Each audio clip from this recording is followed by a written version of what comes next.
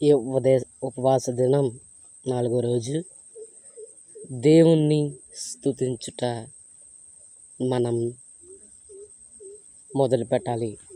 మరి ఈ ఉపవాస దినంలో దేవుడు ఎంతగానో మనల్ని ప్రేరేపించి దేవుని వద్దకి మనల్ని పిలుచుకున్నాడు దేవుడు.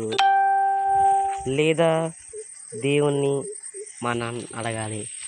మరి ఈరోజు నాడు దేవుడు ఎంతో కానీ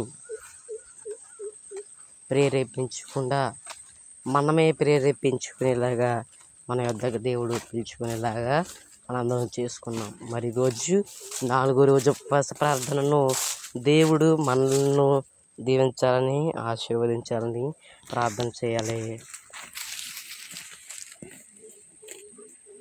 నన్ను కాచుబడా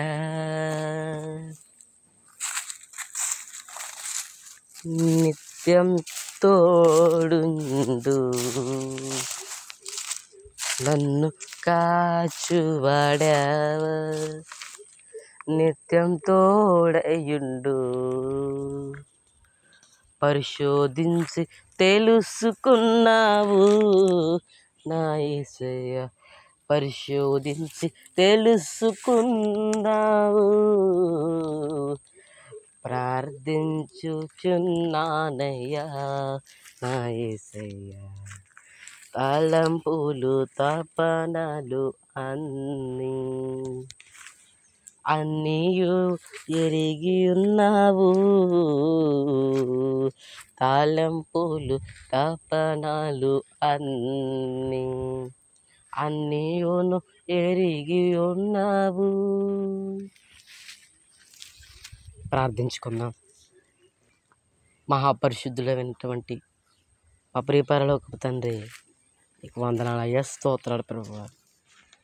దినమునందు ప్రభువా సరికొత్త రూపంలోకి ప్రభువా ఫెయిత్ఫుల్ నమ్మకమైనటువంటి మందిరముగా ప్రభువా, విశ్వాసము గల మందిరముగా ప్రభువా మేము నిర్వహించబడాం ప్రభువా. ఈ ప్రార్థన మందిరాన్ని నువ్వు దీవించు, ఆశీర్వదించు.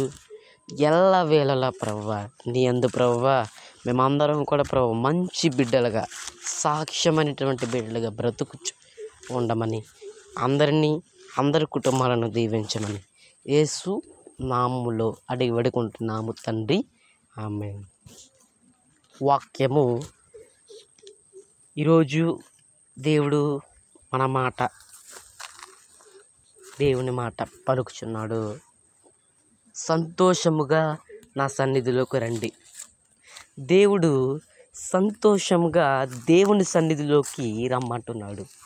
మరి దేవుడు సంతోషముగా రమ్మన్నప్పుడు మనం వెళ్ళి ప్రార్థించాలి. ఏమని తెలుసా? ప్రభువా నా కుటుంబాన్ని దీవించు, ఆశీర్వదించు, నిన్ను మేము నమ్మే బిడ్డలుగా, నమ్మే కుటుంబంగా ఉండమని అడుగు అని ప్రార్థించాలి. సంతోషమైనటువంటి ప్రార్థన చేయాలి. సంతోషంగా రమ్మన్నాడు ఆయన సన్నిధిలోకి. ఎలా? సంతోషంగా నవ్వుతూ బైబిల్ పట్టుకొని వెళ్ళి ప్రార్థించాలి. ఏమని? మీకు వచ్చిన ప్రార్థన. ఒకవేళ ప్రార్థన రాకపోయిందో, తండ్రి, కుమార, పరిశుద్ధాత్మ, హల్లెలూయా, ఆమేన్. అదైనా చేసావు నువ్వు, నీకు అది కూడా రాదు. పాస్టర్ గారు నేర్పించారు, నీకు అది కూడా రాదు. నువ్వు నేర్చుకోవాలి, ఏదైనా నేర్చుకోవాలి. దేవుడు మనలను దీవించుతాడు. మరి 4వ రోజు ఉపవాస ప్రార్థనలు అంటే తిండి తినేసి పడుకోవడం కాదు, ప్రార్థన చేయడం కాదు. ఉపవాస ప్రార్థన అంటే దేవునితో ఏకీభవించాలి. ఉదయం 5 గంటలకు మరియు రాత్రి 7 గంటల నుంచి. మరి ఈ 4వ రోజు ఉపవాస ప్రార్థనలో దేవుడు మనలను సంతోషంగా ఆయన మందిరంలోకి రమ్మన్నాడు. అదే చాలా సంతోషంగా మనం ఊహించుకోవాలి. దేవుడు మనలను, మన కుటుంబాలను ఈ 4వ రోజు ఉపవాస ప్రార్థనను దీవించును గాక. ఆమేన్.